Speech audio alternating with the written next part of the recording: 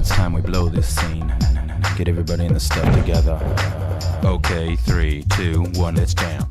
What's up, guys? My name is Brendan, and today I want to give you 10 tips to improve your tricking kicks.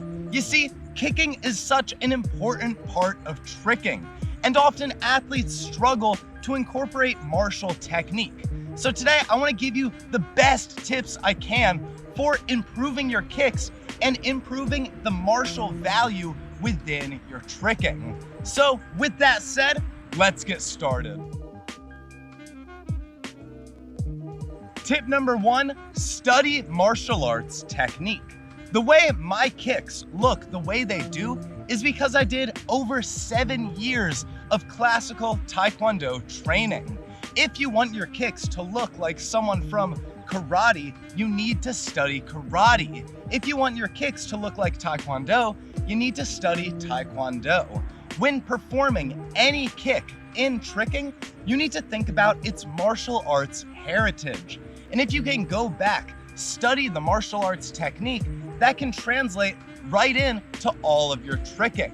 The Taekwondo technique that you can see in my tricks often focuses on precision. I try and kick with my instep, striking the target with a nice full extension. And that's not in every martial art. That's just the Taekwondo perspective. There are so many martial arts that incorporate kicks, like capoeira, wushu, karate, and so many more.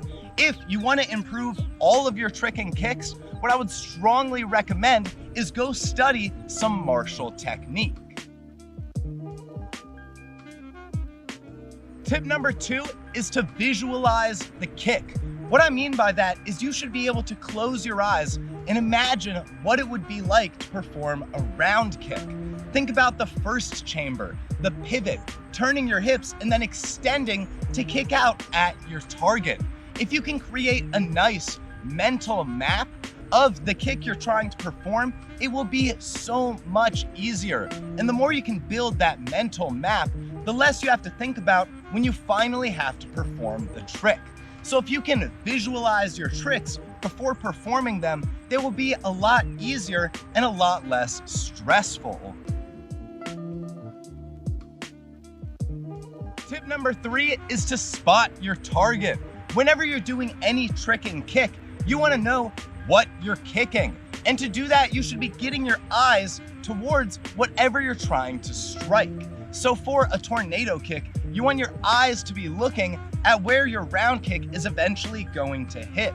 Now, once your kick passes its target, so can your eyes. You can move to wherever you need to spot next. But when you're performing the kick, spotting your target will help you be more precise. And your body follows where your eyes go. So if your eyes are looking at your target, your leg is far more likely to hit it. Tip number 4, build your flexibility. Your flexibility is extremely important when it comes to performing kicks. If you can't move your legs safely and comfortably through their entire range of motion, you're gonna struggle when performing the range of motion needed to do a kick. And kicks like the round kick and the hook kick use a big range of motion, meaning you have to open up your hips whenever you perform any kick. And if you can't open up your hips because you're too inflexible, all of your kicks will suffer. So if you want to improve your kicks, one of the best things you can do is improve your flexibility. Tip number 5, apply hip turnover. What I mean by hip turnover is when you perform a round kick and a hook kick, you don't want your hips facing your target and you don't want to be kicking vertically. Rather, you want to pivot your hips and turn them over so that way you can kick horizontally across your target.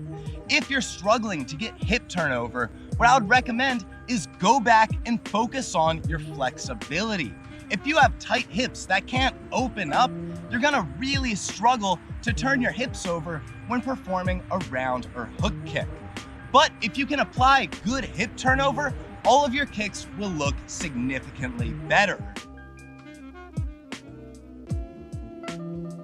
Tip number 6, move your arms in opposition. Whenever you're doing any kick, your leg should be sweeping across its target. And as your leg moves from right to left over the target, you should be moving your arms from left to right. That does two important things. One, it adds power to the kick, which is extremely important for conserving martial value and showing people you understand the history behind the skills you're performing. The second reason is moving your arms in opposition slows down your upper body so that way the kick can be more prominent and more easily seen. If you move your arms in opposition, it showcases that martial value and it just makes the kick look better. So next time you're doing your kicks, think about your upper body and how you want to be moving your arms as you're performing your tricks. Tip number 7, focus on your chamber and your re-chamber. What I mean by that is your chamber is when you bring up your knee before you shoot out that kick. This is extremely prominent in a lot of round kick variations. And your re-chamber is when you bring your leg back after performing a hook kick. And your chamber and re-chamber should also be present at the beginning and end of the round and hook kick. If you can chamber before a kick and then re-chamber after, that shows a higher degree of martial value than if someone would just throw their leg completely straight throughout the entire kick. Not only that, but kicks are far easier if you kick through your target. And it's easier to kick through your target if you're applying that good martial technique by doing chambers and re-chambers. Not only that, but it will make all of your kicks look significantly better.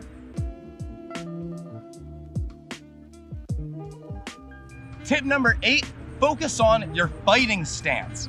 What I mean by that is when a martial artist is in a competitive fight, his arms aren't just down by his side and his legs aren't relaxed.